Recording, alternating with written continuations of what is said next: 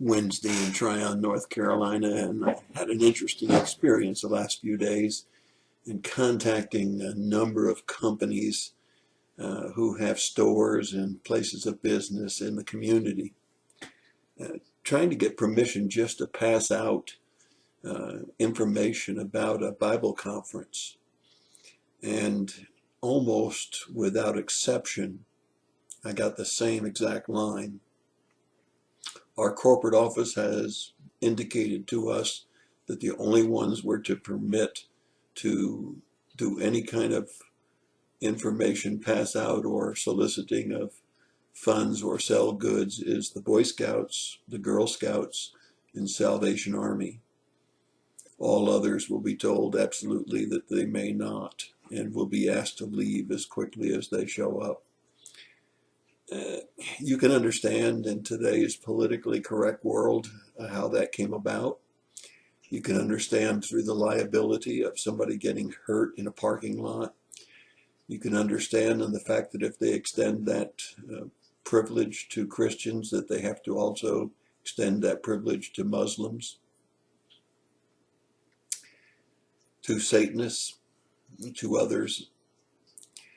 And so it's disheartening. At the same time, you can understand their positions.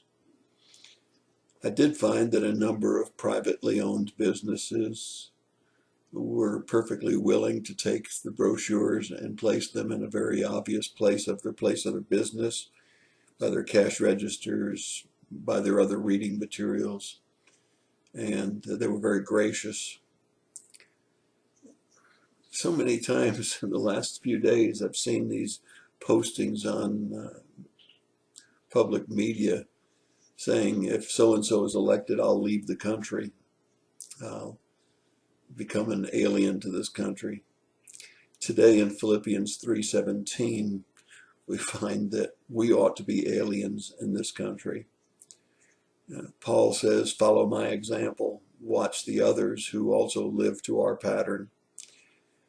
There are a few other people who live good Christian lives and are good at Christian examples, but I find that more and more you can't point people to people because people have a sinful nature, and no matter how good they may be today, they may fall tomorrow, and therefore they don't become the example you want to point people to. The only people that we should really point people to are Jesus Christ himself. And he says you also can see others that are walking, which are enemies to the cross of Christ. Certainly seeing that more and more. People not only who won't listen, but who are actually hostile and antagonistic towards Christianity. But Paul says in verse 19, their end is destruction. Their God is their own appetites, their own shame, and their mind is set on the things of this earth, on earthly things, sensual things, greed, pride. So we can quickly tell people that are focused in on being anti-Christian and people that are trying to live a Christian life, but our example has to be Jesus Christ. In verse 20, Paul says our citizenship is of heaven, not of this earth. And that's a good thing to remember. This is not our home. We may spend 70 to 100 years here, but we'll spend an eternity in heaven when we belong to Jesus.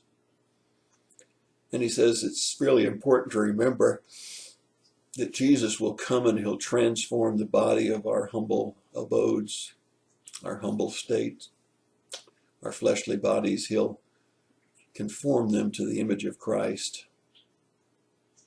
He'll give the glory that he has and that he has only, as we're transported from here to our heavenly home. We're here on earth and in heaven, according to verse 21, all things are subject to him. That's reassuring in this troublesome world that we live in. While we may not like the way things are going, they're still subject to him. He's still on his throne. And one day, we'll actually leave this place and we'll go to the place that is truly our home. A place that's so wonderful, Isaiah 65:17 says, that we'll never even compare it with this earth. That's your thought for the day. God bless you and have a great day.